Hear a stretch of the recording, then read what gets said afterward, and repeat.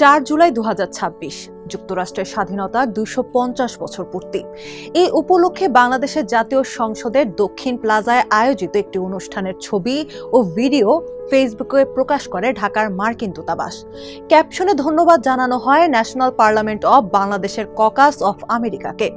আর এই একটি ধন্যবাদই দেশের রাজনৈতিক ও কূটনৈতিক অঙ্গনে জন্ম দিয়েছে নতুন কৌতূহলে। সবার মুখে মুখে ঘুরছে একটি প্রশ্ন, এই ককাস অফ আমেরিকা আসলে কি?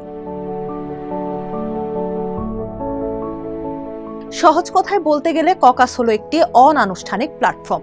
নির্দিষ্ট কোনো বিষয়, নীতি বা কোনো দেশকে কেন্দ্র করে যখন সংসদ সদস্যরা একজোট হন তখন তাকে সংসদীয় ককাস বলা হয়।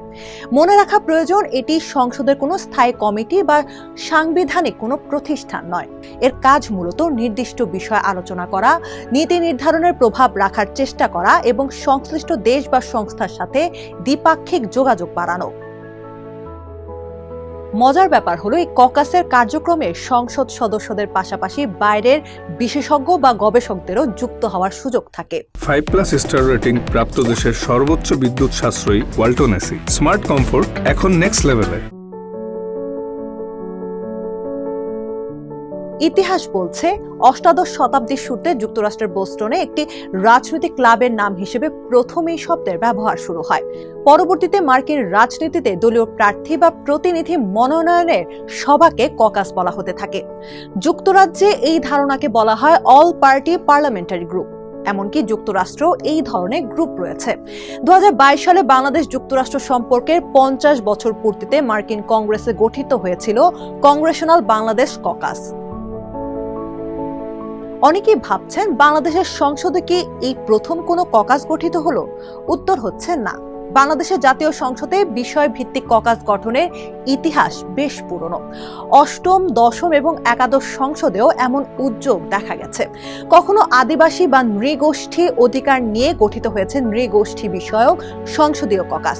আবার কখনো অভিবাসী শ্রমিকদের অধিকার নিয়ে কাজ করেছে অভিবাসন ও উন্নয়ন বিষয়ক সংসদীয় ককাস।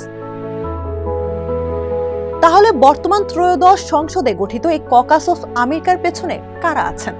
চলতি সংসদে কয়েকজন সংসদ সদস্য মিলে গঠন করেছেন caucus of America in national parliament of Bangladesh. 10 সদস্যের এই অনানুষ্ঠানিক দলের চেয়ারম্যান হিসেবে আছেন বিএনপির সংসদ সদস্য ও সাবেক মন্ত্রী ওসমান ফারুক। এই ককাসে বিএনপি ছাড়াও বাংলাদেশ জামায়াতে ইসলামী ও জাতীয় নাগরিক পার্টি এনসিপির সংসদ সদস্যরাও যুক্ত আছেন, যার মধ্যে অন্যতম মাহবুবুর রহমান, হুম্মান কাদের চৌধুরী, নওশাদ জমির, নিপুণ রায় চৌধুরী, সানজিদা ইসলাম এবং জামায়াতে ইসলামীর মীর আহমদ বিন কাশেম ও মার্দিয়া মমতাজ। 5+ স্টার রেটিং প্রাপ্ত দেশের সর্বোচ্চ বিদ্যুৎ সাশ্রয়ী ওয়ালটন এসি স্মার্ট কমফোর্ট এখন নেক্সট লেভেলে।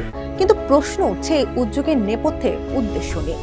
যখন যুক্তরাষ্ট্রের সঙ্গে বাংলাদেশের বাণিজ্য ও নানা দ্বিপক্ষীয় চুক্তি নিয়ে রাজনৈতিক মহলে নানা মুখে আলোচনা চলছে, তখন এই ককাস গঠন কি রাজনৈতিক কোনো বার্তা দেয়? ককাসের চেয়ারম্যান ওসমান ফারুক জানান, এই উদ্যোগ মোটেও রাজনৈতিক নয়, এটি সম্পূর্ণ সাংস্কৃতিক উদ্যোগ। এর মূল লক্ষ্য দুই দেশের সামাজিক ও সাংস্কৃতিক বন্ধুত্বকে আরো জোরদার করা। তবে সংসদীয় বিষয়ক গবেষকদের মতে, জলবায়ু পরিবর্তন বা মানবাধিকারের মতো সুনির্দিষ্ট ইস্যুভিত্তিক ককাসগুলো ইতিবাচক ভূমিকা রাখলেও রাজনৈতিক মেরুকরণের এই সময়ে ককাস অফ আমেরিকার লক্ষ্য বা দীর্ঘমেয়াদী কার্যক্রম শেষ পর্যন্ত কেমন হবে তা স্পষ্ট হতে আমাদের আরো কিছুদিন অপেক্ষা করতে হবে।